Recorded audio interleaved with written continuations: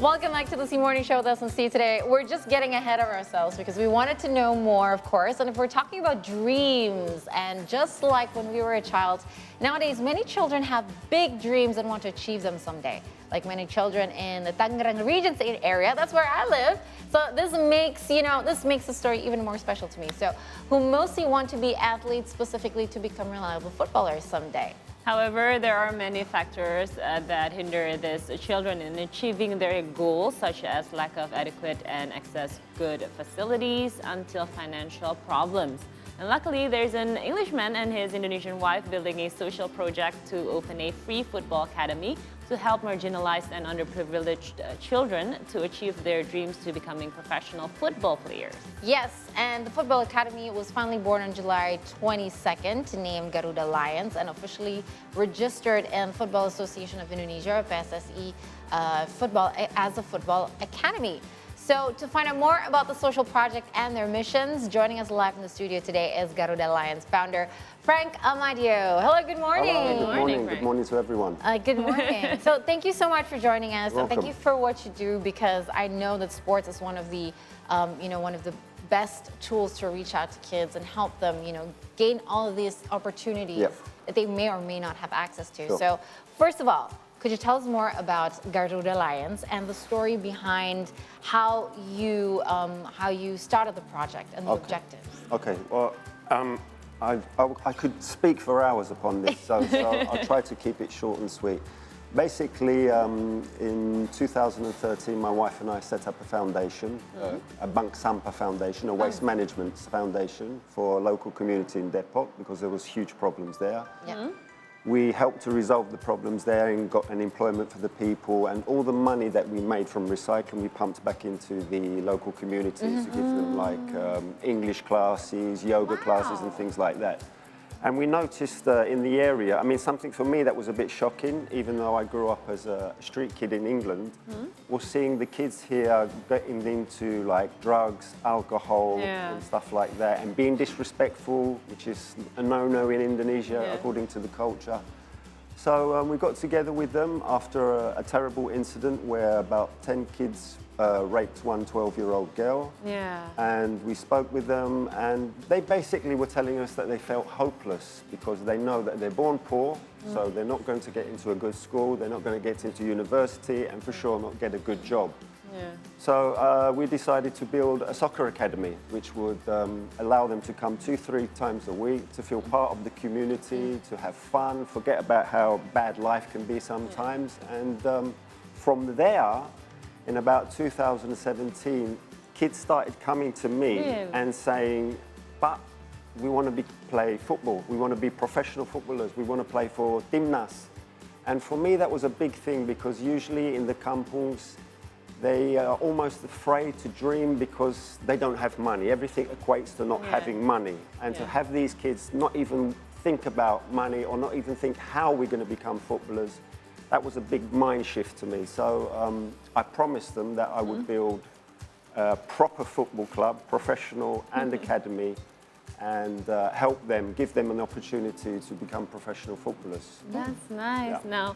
Now, you just said to me that you started this around 7 months ago. So Yes. how far are you in this project? Well, even though, like, from the pictures, it looks like we're quite small, and we are small. We're doing some amazing stuff. We now have, like, followers from over 40 countries around the world. We are launching, hopefully this month, 111,000 NFTs, social impact NFTs, which will allow people to sponsor us. Yeah. But as a bonus also, they could possibly make some money from it, further on as we grow. And we will be the first official football club from Asia to launch NFT. So we'll be from Indonesia. Yeah. Amazing. So, and we've just got a new football field, lapangan, which we'll hopefully be using in the next 2 weeks. We have a new director of football, which many Indonesian football fans will know, Fabio Oliveira, who is an ex-Pelatih, an ex-coach here in Indonesia, an ex-football player. So we're making amazing progress for the limited resources we have, and and me and my wife, just a two-band show. Yeah, It's amazing. it is. Only It 7 is. It months. is. Yeah. Yes. Wow. Yes. But it took, you've mentioned that you've actually already, you've had this goal in mind for years before. Yeah. Were there any challenges when you wanted to start this project? To be honest with you, like challenges for me, I equate that to something being stressful. And like, yes, of course, there's challenges to anything you start new, but none of it that I find stressful or too high that I can't overcome. It's a pure pleasure for me, all of this, and I am 100% confident. I know some people think I'm crazy, that we will become the biggest, most globally recognized football club from Asia.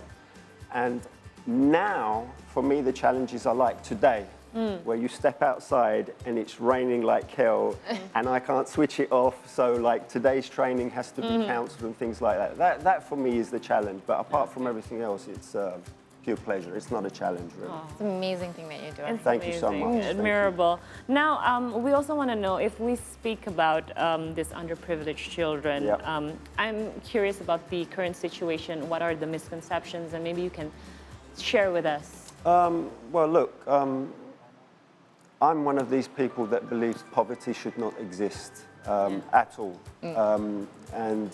It's a crying shame that we still live in a world with so much and yet people have so little. The misconceptions, well, I mean, in Indonesia, I kind of find that the people from the kampung, they almost feel that they can't make it up into, let's say, the higher echelons of society because maybe their skin color is too dark, or they don't have an education, or they're not smart enough. And of course, these are things that we address to let them know that just because you're born poor, it doesn't mean you shouldn't have the right to be successful in everything, or you can't be successful in anything. Because, again, I'm also someone who came from low-income background, a very rough childhood, and I've managed to do something with my life, so they can as well. And if I must just say, we also stress to reconnect them with their Indonesian culture, because one of the crying shames for me, what's happening in Indonesia, is Indonesians are letting go of their Western culture and taking more of the Western culture in how they speak and how they act. When they meet me, they want to toss me, they want to shake my hand. And I'm like, I'm 52 years old, you should salim me, that is your culture. Thank you. Thank you. And it bothers me that I see in the World Cup, the Japanese are like, wow, so amazing, such a respectful culture. And I'm thinking, well, we have that here in Indonesia. Why aren't we showing that? So we teach our kids to be truly Indonesians, and that's why I believe our club will be an excellent reflection of what Indonesia is, because that's what we will display both on and off the field.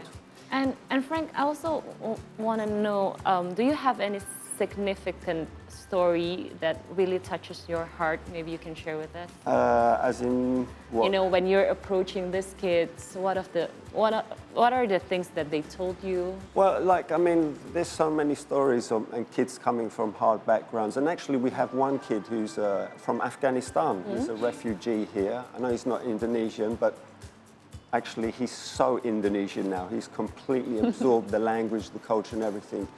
And, these are just one of the cases where people come to Indonesia or are born in Indonesia where they just have no hope because everywhere they go, there's these seeming big walls in front of them. And again, for them, everything is equated back to not having the money. And there's no one there to say to them, look, you don't need to have money. I started this without money. I haven't asked money from anyone up until now. So, there's lots of stories that where we motivate these children and the families to actually believe that they can actually achieve great things and they don't have to just accept poverty just because they're born in it. So one of the things that I really love to highlight is the fact that there are a lot of sports for development stories out there, but what I feel like Indonesia doesn't have yet this very important story, because I really think that sport is a great opportunity for kids to learn so much more and for their future. Could you share what the values or the mission or the future objective is for Garuda Lions. Sure. For the kids, you know, in terms of how this particular academy can benefit the kids in the future and give them the opportunities or the confidence to look for opportunities. Sure. Well, I mean, obviously, because we are a football club, you know, one of the main objectives is to give them a holistic path where they can develop into world-class footballers. Career. You know, because so far from Indonesia, we don't have one representative in the top leagues in Europe, and yet when I go around the kampungs, there is so much talent here. So obviously we're focusing on that, but as I say, we try to make better human beings of them and to teach them things about their own culture and how to behave. So when we go to tournaments or when we do training every week, we are the only club that I've seen so far that every training session we sing the national anthem of Indonesia. We also make sure that every child salams everyone who is older than them, talks respectfully, cues, which is not Yes, It's a challenge here in Indonesia. and just shows a good reflection of what Indonesian culture actually is about and what actually changed me to become a better person in Indonesia, you know, because like I say, I was born on the streets, I came from a rough background, and then coming to Indonesia, I learned about things about being patient, about being respectful to elders. So these are kind of things that I want our kids to absorb. So those who don't make it into football, because it's a very difficult industry to get into, at least they leave as better human beings. Yeah. And we also will try to support them in helping them get jobs, get further education and stuff like that. You know? Wow, Yeah. wow, okay, Wow. incredible. Now, realistically, to run all these programs may cost you, Frank, some money. Yes, some. Now, how did your academy receive funds? And maybe you have collaborated with some stakeholders. Maybe you can share about that. Well, right up until now, up until today, we've been self-funded. We've done everything through the foundation that we have, Digake Foundation.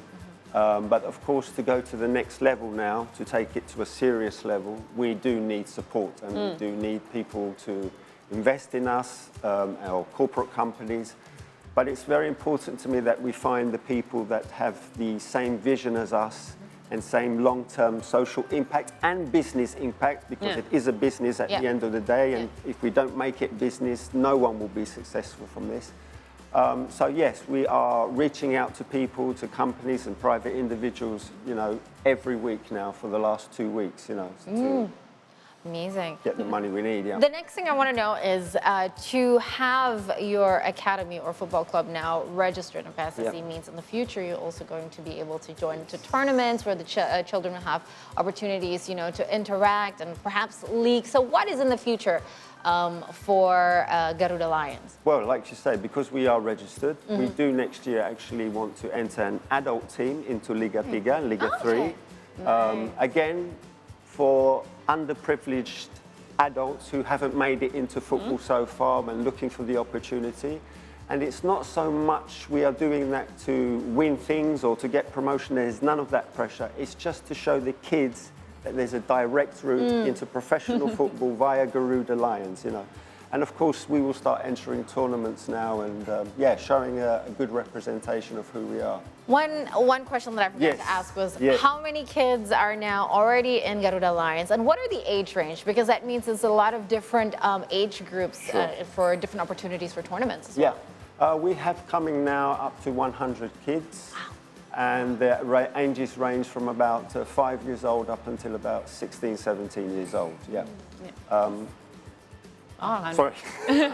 Wow, that's a lot. Okay. So how can we reach you, Frank? You can get me on our website, garudalionsfc.com. We have all the links to our social media. We have a WhatsApp number, so please contact us. And obviously, I can give you much more information and not so much pressure under the lights of TV. All right. But thank you so much. Thank you so much for what you do. And good luck for Garuda Lions. Makasih And banyak. I mean, the genius part is where he mentioned he is going to launch NFTs for anybody to be able to invest. So I hope it's going to become sustainable. Very smart. Good luck. Thank you. All right. Now, after this break, we will return to recap some of our international news from earlier on the show. So stay tuned with us only on the C Morning Show.